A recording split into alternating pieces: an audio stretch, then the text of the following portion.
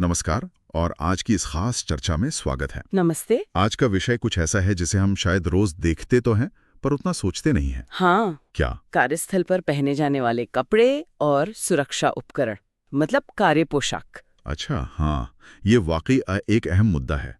अक्सर लोग इसे सिर्फ नियमों की एक लिस्ट समझ लेते हैं। सही कहा। लेकिन इसके पीछे सुरक्षा, आराम और कार्यस्थल के माहौल से जुड़े गहरे कारण होते हैं। हाँ, और इसी पर बात करने के लिए हमारे पास एक दस्तावेज भी है। जी। इसका शीर्षक है कार्य पोशाक, सुरक्षा और अनुशासन। ओके। और ये दस्तावेज एक टूल बॉक्स टॉक का हिस्सा है जो खास तौर पर काम के कपड़ों पर ही फोकस करता है। मतलब सीधी काम की जानकारी। बिल्कुल। टूल बॉक्स टॉक का मकसद ही यही होता है, सीधे मुद्दे की बात, ताकि जानकारी आसानी से समझ आए और लागू भी की जा सके। तो आज हमारा मकसद सिर्फ ये जानना नहीं कि क्या पहनना है, हाँ, बल्कि ये समझना है कि सही कपड़े और व्यक्तिगत सुरक्षा उपकरण यानी पीपीई पहनना क्यों जरूरी है, कैसे ये सिर्फ चोटों से बचाने से बढ़कर है, कैसे ये हमारे काम करने के तरीके और माहौल पर असर डालता है। सही पकड़ा आपने। ये नियम पालन से कहीं ज्यादा है। ये तो एक सक्रिय कदम है अपनी और दूसरों की सुरक्षा पक्की करने का, और साथ ही काम को बेहतर ढंग से करने का भी। तो चलिए इसी नजरिए से इस दस्तावेज की बातों को समझते हैं। शुरुआत करते हैं इसके मूल उद्देश्य से। आखिर सही कार्य पोशाक पर इतना जोर क्यों दिया जाता है? देखिए, सबसे पहला और सबसे साफ उद्देश्य तो है सुरक्षा।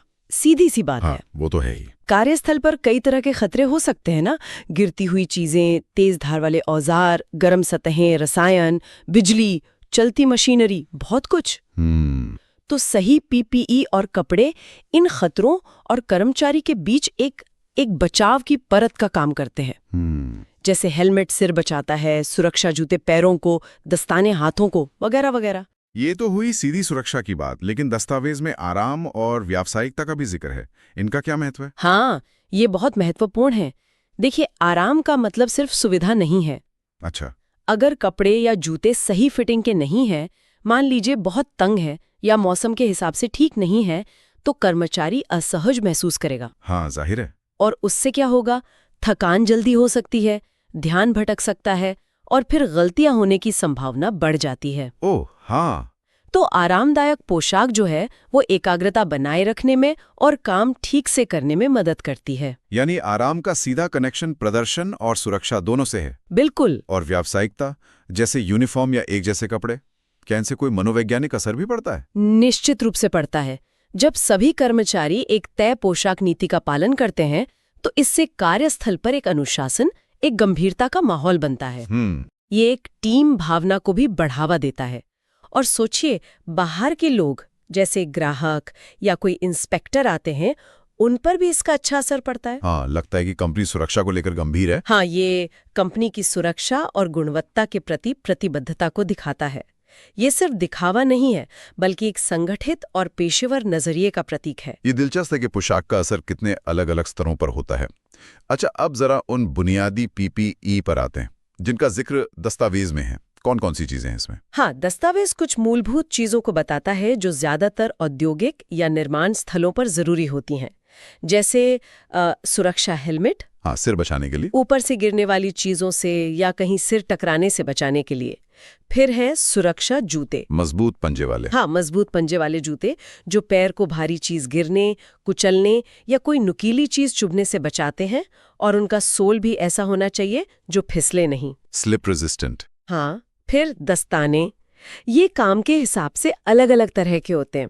कटने से बचाने वाले, केमिकल रेजिस्टेंट, गर्मी से बचाने वाले या बिजली के झटके से बचाने वाले। अच्छा।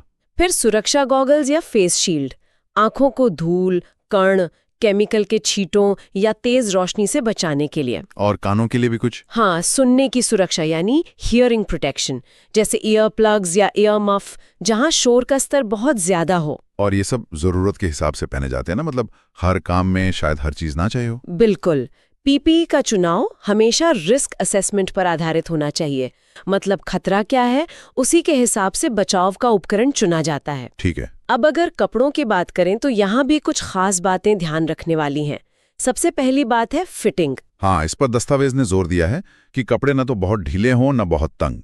ढीले कपड़े जैसे खुली आस्तीन या बाहर लटकती शर्ट, हाँ, वो मशीन के चलते पुर्जों में फंस सकते हैं। ये एक बहुत बड़ा खतरा है। बिल्कुल। और दूसरी तरफ अगर कपड़े बहुत तंग हो तो वो आपकी हरकत को रोक सकते हैं, काम करने में दिक्कत पैदा कर सकते हैं और शायद खून के दौरे पर भी असर डालें, जिससे जल्दी थकान महसूस हो सकती है। अच्छा, इसलिए सही फिटिंग महत्वपूर्ण है।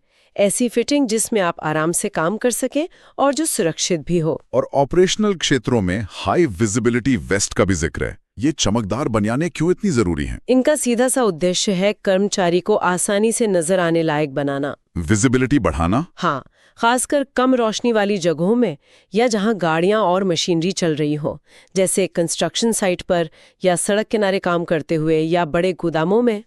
ये चमकदार रंग अक्सर फ्लोरोसेंट पीले या नारंगी और रिफ्लेक्टिव पट्टियां दूर से ही ध्यान खींचती हैं। इससे ड्राइवरों या ऑपरेटरों को पता चल जाता है कि वहां कोई है और दुर्घटनाओं से बचाव होता है। और कुछ खास काम ऐसे भी होते हैं जिनके लिए सामान्य कपड़े काफी नहीं होते।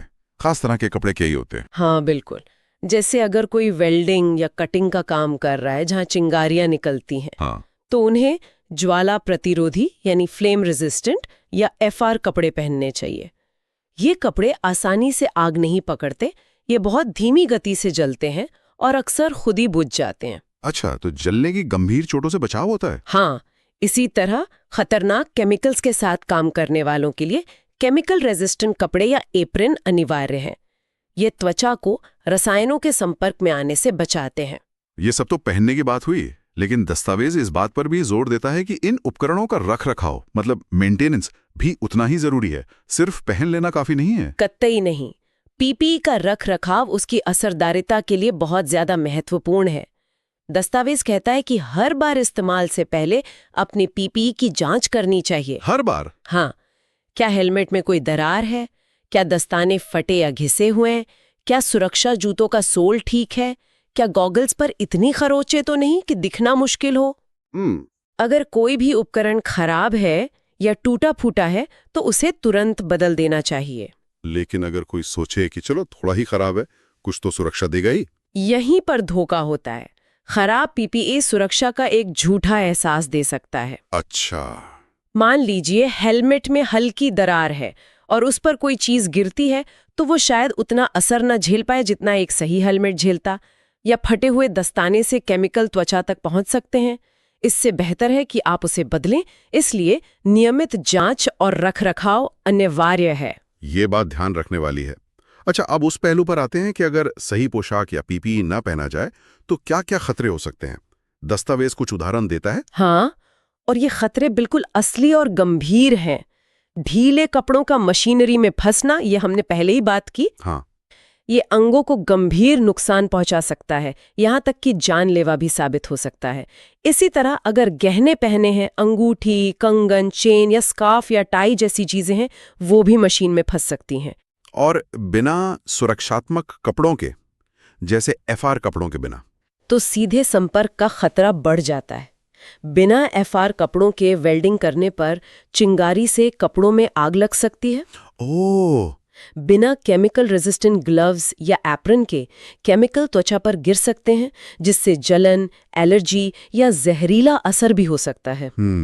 बहुत ज्यादा गर्मी या ठंड वाले माहौल में भी अगर सही कपड़े ना हो तो हीट स्ट्रोक या हाइपोथर्मिया का खतरा रहता है। गलत जूतों का खतरा भी बताया गया है, जैसे चप्पल या खुले पंजे वाले जूते पहनने से क्या हो सकता है? इससे कई समस्याएं हो सकती हैं।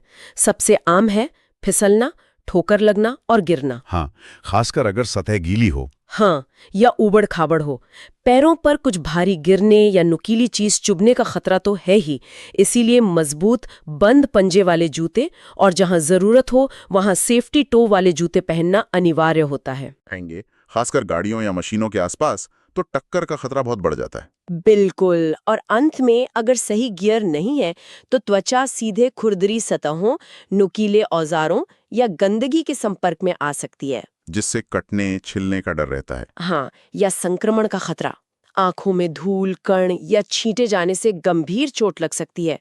संक्षेप में कहें तो सही पोशाक और PPE को नजरअंदाज करना खुद को बेवजह जोखिम में डालना है। तो इन सब खतरों से बचने के लिए दस्तावेज क्या उपाय सुझाता है? सुरक्षित कार्य पद्धतियां क्या हैं? सबसे पहली और बुनियादी बात है, कार्यस्थल पर हमेशा कंपनी द्वारा अनुमोदित मतलब अप्रूव्ड और कार्य के लिए उपयुक्त PPE पहने।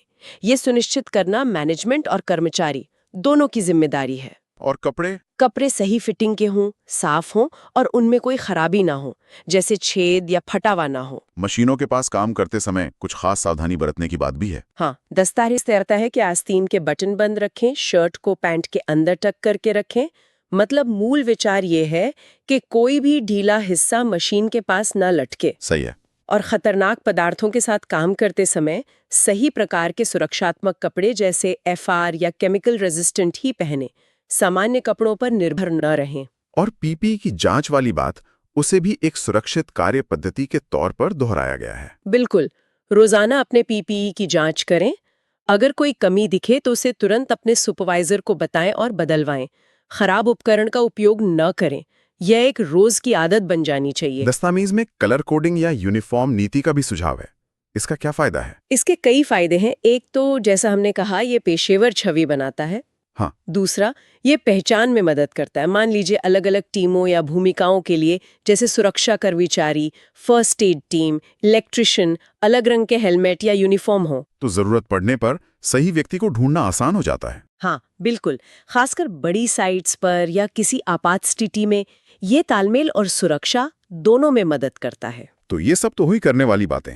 दस्तावेज कुछ ऐसी बातें भी बताता है जो बिल्कुल नहीं करनी चाहिए, उन्हें भी समझना जरूरी है। हाँ, ये क्या ना करे वाली बातें भी उतनी ही महत्वपूर्ण है। पहला, ढीले, फटे या बहुत ज्यादा गंदे कपड़े ना पहने।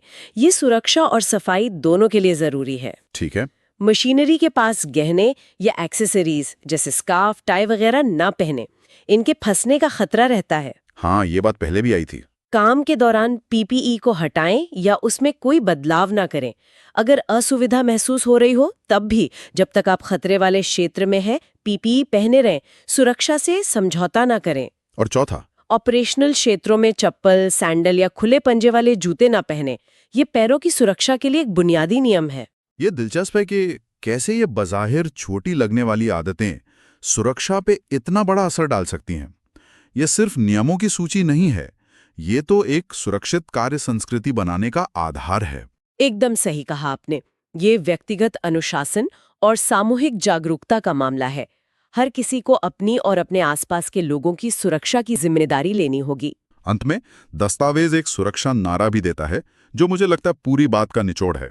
हाँ, ये एक अच्छा रिमाइंडर है। सही पोशाक, सुरक्षित सफलता। आपका PPE आपका सबसे अच्छा बचाव है। ये वाकई में सब कुछ कह देता है। सही गियर आपको सिर्फ बचाता नहीं, हाँ, बल्कि आपको अपना काम ठीक से और आत्मविश्वास से करने में भी मदद करता है। निश्चित रूप से। ये याद दिलाता है कि सुरक्षा उपकरण कोई बोझ नहीं, बल्कि हमारे सबसे अच्छे सहयोगी हैं। तो इस पूरी चर्चा से हमने क्या मुख्य बातें समझी?